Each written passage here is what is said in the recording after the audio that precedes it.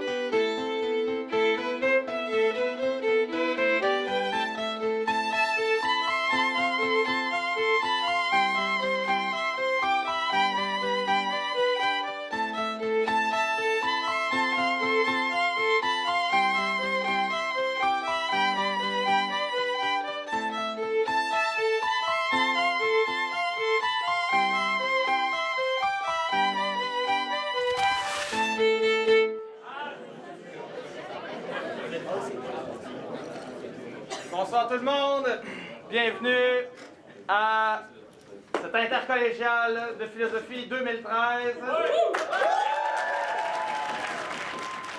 Mon nom est Philippe Duménil, je suis enseignant au Collège de Valleyfield depuis une dizaine d'années. Je suis le responsable de l'intercollégiale de philosophie depuis ses débuts. Je fais partie de l'équipe de fondation de cette activité, la plus grosse activité de philosophie pour des étudiants au collégial au Québec. Comme vous voyez, vous êtes un très gros groupe. Nous sommes à notre 8e édition, la première édition de l'intercollégiale de philosophie. Il y avait 22 participants. La deuxième année, il y avait 44 participants. On avait doublé exactement. La troisième année, il y avait 80. Et depuis ce temps-là, on se tient entre, dépendant des années, là, entre 80 et 130 participants. Et cette année, je ne sais pas si c'est le thème, bande de sadomasochistes qui vous intéresse, ou si c'est la conférence sur Hannah Arendt, ou si c'est les suites de la grève étudiante, ou si la philosophie gagne en popularité au Québec. Et toujours est-il qu'il y a 175, 180 participants cette année. Merci beaucoup.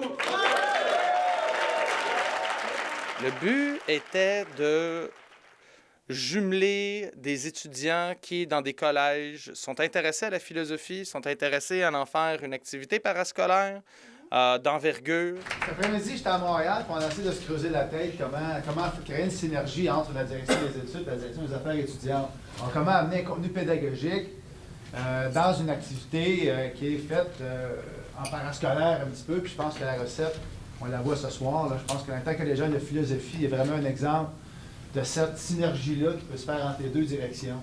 L'autre raison était de jumeler la philosophie avec les activités culturelles dans le réseau de la culture au Québec. Il existe le RIASC, le réseau des activités intercollégiales culturelles dans le réseau collégial. Et il n'y avait pas d'activité de philosophie, alors qu'il y a des activités de poésie, il y a des activités de théâtre, il y a de l'improvisation, il y a de la bande dessinée. Eh bien, pourtant, la philosophie a sa place dans la culture. La philosophie, c'est de la culture. La philosophie réfléchit sur la culture. Alors, de jumeler une activité de philosophie par le service socio-culturel de notre collège, jumelé au réseau socio-culturel au Québec, quoi, le RIASC, eh bien, c'était jumeler plusieurs intérêts ensemble. Et ça donne 400 étudiants en ce moment dans le collège, à peu près une quarantaine en BD, une centaine en improvisation, puis à peu près 180, tu disais tantôt, 175 en philosophie. Alors, on est une fin de semaine, on est à Valleyfield, très heureux de vous accueillir. Bravo à vous d'être là. On a environ 65 cégeps participants. Donc, nous, on doit accueillir ces gens-là pour toute la fin de semaine. Donc, évidemment, il y a tout ce qui est logistique, vraiment les dortoirs. Donc, les gens doivent dormir ici, doivent manger ici également, donc prévoir les repas. Donc, ça, c'est sûr que c'est la base. Ensuite de ça, il y a toutes les activités à prévoir. On a notre conférencière demain. L'intercollégiale s'ouvre par une conférence sur la philosophe Hannah Arendt, qui a connu les années 30-40, les années 30 en Allemagne, et qui a traversé tout le 20e siècle. Le premier événement sur lequel Arendt va se pencher est évidemment le totalitarisme. Dans le système totalitaire, Arendt, donc la troisième partie des origines du totalitarisme, Arendt aborde de front la question du mal. Elle parle alors, et je la cite, de ce mal absolu, impunissable autant qu'impardonnable, celui que ne pouvait plus expliquer les viles motivations de l'intérêt personnel, de la culpabilité, de la convoitise, du ressentiment, de l'appétit de puissance et de la couardise. Ce mal absolu était d'avoir rendu tous les individus superflus. Donc, le totalitarisme n'utilisait pas seulement les individus comme des moyens en vue d'une fin, il les rendait tout simplement superflus et remplaçables. Donc, le totalitarisme voulait supprimer la liberté humaine qui s'exprime toujours dans l'initiative personnelle, dans l'action libre et dans la pensée critique. Ça a donné le coup d'envoi à la fin de semaine, puis par la suite, on entendait les gens discuter de ça. Ah ouais, oh, c'est pas mal lourd, hein? Ça parlait du totalitarisme quand même. C'est un sujet qui est chargé émotivement peut-être. Bien, les gens ils réagissaient. Ah oui, je suis pas d'accord. Puis un des aspects qui était abordé dans cette conférence-là, c'est la dimension publique, la capacité à émettre ses idées publiquement, les défendre. Bien, c'est ça qu'on crée ici, un espace public où la raison peut partager ses avis entre les gens. Et ça, c'est une condition essentielle d'une démocratie en santé. Et j'aime à croire qu'à l'intercollégial, on pense de manière critique. Merci.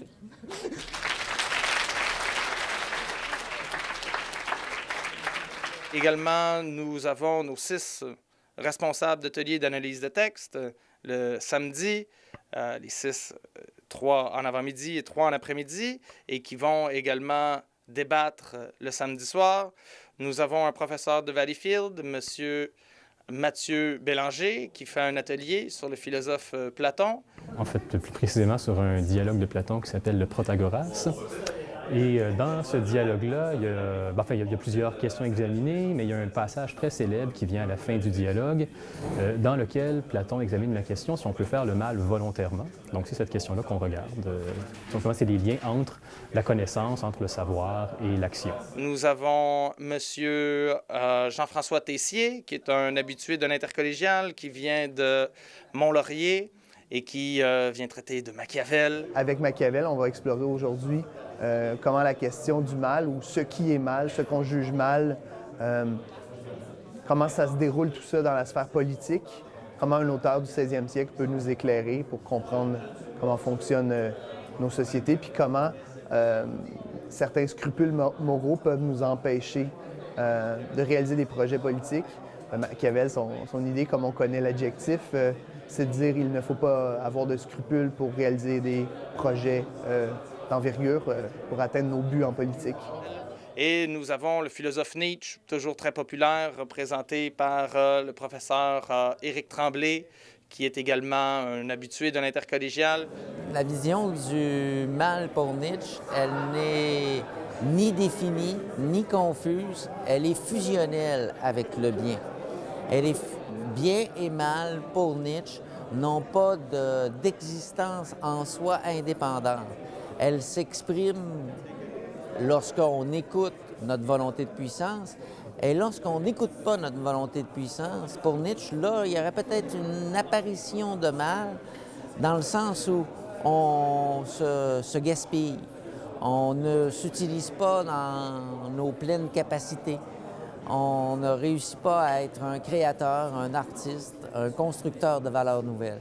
En après-midi, nous avons sorti des sentiers battus. Plutôt que de traiter uniquement d'un auteur, on traite plutôt par thème.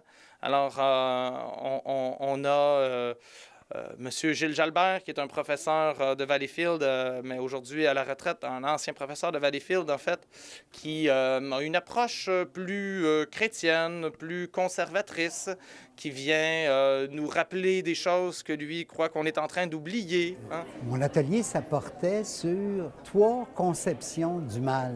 Le mal comme malheur, le mal comme mal moral et le mal comme maladie. Puis, je montrais que, contrairement à ce qu'on pourrait croire, même si la notion de mal comme malheur correspond plus aux sociétés primitives, même si le mal moral correspond plus à ce qu'on appelle la naissance des religions de salut, puis le début de la philosophie, de la chrétienté, puis tout ça. Puis à notre époque, bien, c'est plus la domination de la science puis des maladies, mais j'essayais de montrer que ces trois conceptions-là du mal continuaient à coexister à l'intérieur de notre société puis tout ça. Alors que M. Patrick Caron, professeur au Collège de Maisonneuve, lui vient nous traiter de ce qu'on appelle l'écoterrorisme. L'atelier portait principalement sur Theodore Kaczynski, qu'on a surnommé l'Unabomber, que le FBI a surnommé l'Unabomber, c'est-à-dire University and Airline Bomber. Donc, on parle ici d'un terroriste américain qui, entre 1978 et 1995, a envoyé des bombes, littéralement, on peut dire, a commis des actes terroristes, les victimes étant des acteurs du développement technologique, donc directement des gens qui soit travaillent dans des institutions d'enseignement ou travaillent directement dans des compagnies qui œuvrent dans le développement technologique.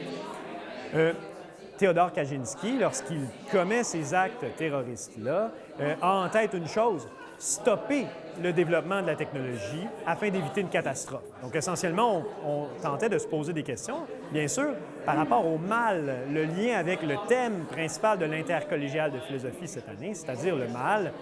Est-ce que Kaczynski a mal agi? Est-ce que Kaczynski a mal structuré ses idées? Et en tentant d'aller donc dans diverses dimensions pour voir si ce qu'il a fait est mal, et bien sûr, on est en philosophie, pourquoi?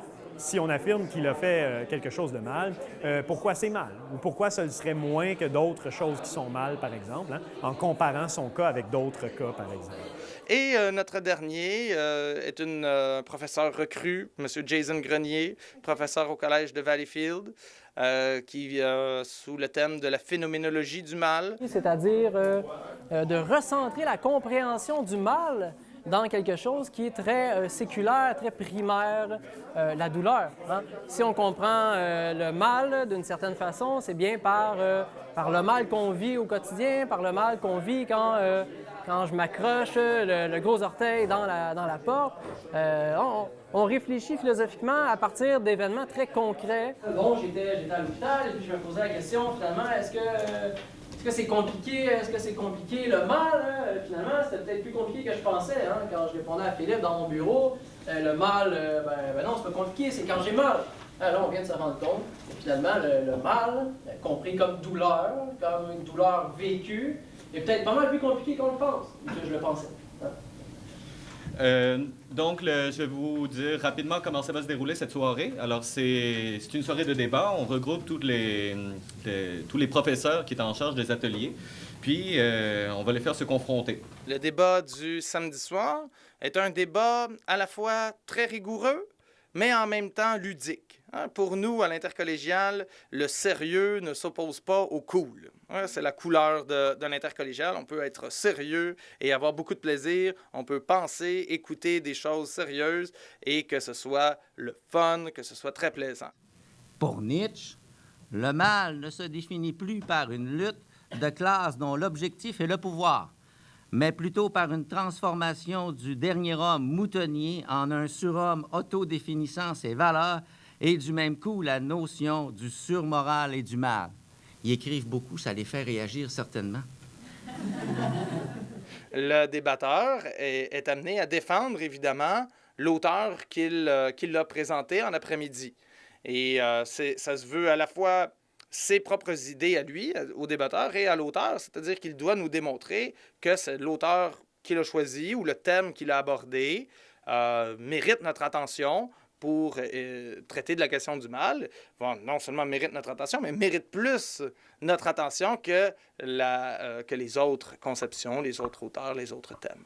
Alors, j'inviterais M.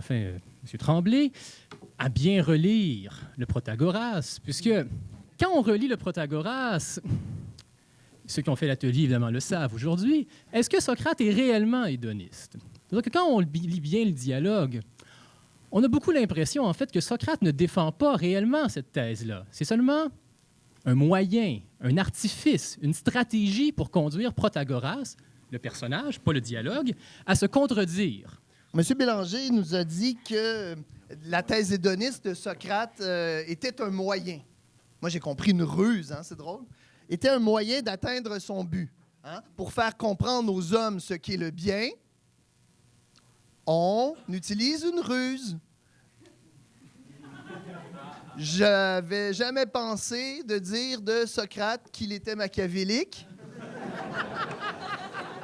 C'est bon, ça. C'est bon. Alors, le débat est monté sous cette dynamique où les 3 premiers débatteurs sont les responsables des ateliers d'analyse de texte de l'avant-midi. Et en un deuxième temps, on reprend exactement la même activité, mais avec les 3 responsables de l'après-midi. Moi, j'ai fait un atelier sur le manifeste de l'Unabomber, ce dont je ne parlerai pas du tout ici et maintenant. Je ne le ferai pas, pourquoi? Parce que l'Unabomber, hein, dont je ne parlerai pas ici, c'est un cas particulier. Et quand on me pose la question « qu'est-ce que le mal ?» j'ai le goût de dire que la meilleure réponse devant une assemblée de philosophes, s'il faut que je cherche le vrai, cherche à dire le vrai, ça doit être que je dois demeurer général. Et donc, hein, je vais tenter de voir plutôt de parler du concept de mal, de cette idée-là, d'où elle vient. Le mal est d'abord un mot. En haut de la liste, le mal est un mot. Je nais et je ne sais pas ce qui est mal. Ou j'ai l'impression, en tout cas, que je n'ai pas le mot mal en tête lorsque je nais. Et très jeune, à un certain moment donné, je tire les cheveux de ma grande sœur. Elle avait des longs cheveux, c'est pas moi qui voulais, là. C'est la première chose que j'ai trouvée à tirer, quoi, c'est tout. Et on me dit, c'est mal. Oups!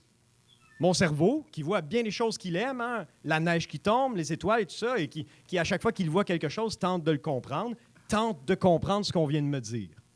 C'est mal ce que tu as fait. Oh, OK, nouvelle information. Donc, j'essaie de comprendre. Le mal est d'abord un mot.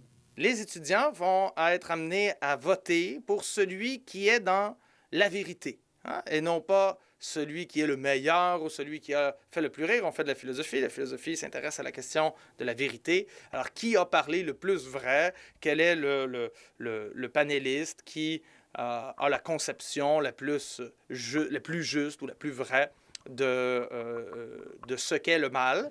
Donc, le gagnant du premier round, c'était Jean-François. Donc, Jean-François, merci de venir. J'ai la chance de présenter un auteur qui se défend assez bien. Mais maintenant, la question directement à savoir si je suis confiant. Ouf! Je dirais que j'ai de solides adversaires. Et le gagnant du deuxième, c'était Patrick.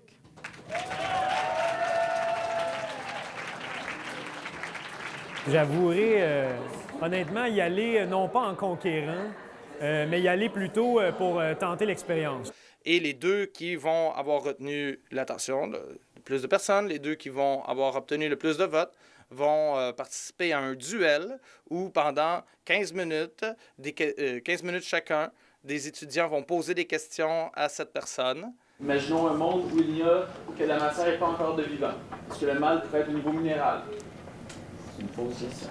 Est-ce que du niveau du vivant, s'il n'y avait pas encore d'être humain, mais on était entouré de homards, de chiens, de chats, de lions, etc., est-ce que le mal apparaît seulement avec le vivant? Je pense sincèrement que le mal, j'insiste, là je vais avoir l'air un peu têtu, le mal n'est pas là quand il n'y a qu'un être humain rationnel qui est là, tout seul. Okay? C'est bien sûr une expérience de pensée, mais j'embarque, là, ça ne me dérange pas. Non, il n'est pas là. Le mal n'est même pas là lorsqu'on a 1 million de ces êtres, si tu veux, mais qu'ils ne se parlent pas encore. C'est ça que je veux dire. Le langage, qu'est-ce qu'il fait, le langage? Je pense qu'il rend compte de la réalité, de façon imparfaite. Le mal se met à exister lorsque 2 personnes en parlent. Sont-ils même sûrs de parler de la même chose? Règne minéral, pas en doute.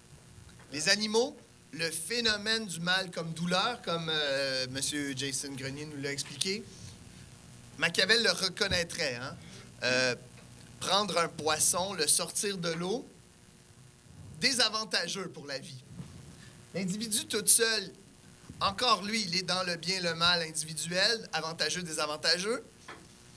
Mais le vrai bien, le vrai mal, apparaît avec la dimension politique, apparaît dans le conflit des vouloirs qui s'affrontent, parfois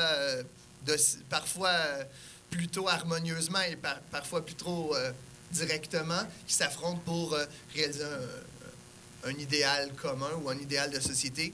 Le mal, chez Machiavel, je pense que je l'apprends en personne, c'est quelque chose qui est indissociable de la sphère politique. Donc, c'est un petit peu comme la Star Academy de Valleyfield. Et... Ou alors le concours de Miss Univers, je ne sais pas. Et c'est donc nul autre que Patrick Caron qui remporte le débat. Sur le fait que j'ai gagné, c'est clair qu'on s'entend qu'on gagne difficilement ces débats sans une part de rhétorique. On gagne difficilement ces débats sans commettre un peu ce qu'on pourrait appeler le péché philosophique par excellence, c'est-à-dire laisser de côté un peu l'argumentation correcte, l'argumentation logique, pour y aller de quelques commentaires bien placés qui, là, enfreignent totalement ce qu'est l'argumentation rationnelle. Tu sais. Autrement dit, est-ce que le philosophe est intéressant pour la cité, intéressant pour les citoyens autour de lui qui sont non-philosophes? Est-ce que le philosophe est intéressant pour les non-philosophes, finalement, s'il ne parle que son propre langage? Hein? S'il parle un langage hermétique, s'il a des critères de logique très élevés? Or, je ne suis pas sûr que le commun des mortels a des critères de logique très élevés. Alors, si la philosophie veut se parler à elle-même, c'est une bonne idée d'éviter la rhétorique. Si la philosophie veut dépasser un peu les frontières de cette petite communauté de philosophes, la rhétorique est obligatoire. Je pense que quand on en est conscient, c'est toujours moins grave, c'est sûr. On est conscient de commettre la rhétorique et ensuite, il y a quelque chose comme un pardon possible, peut-être. Hein?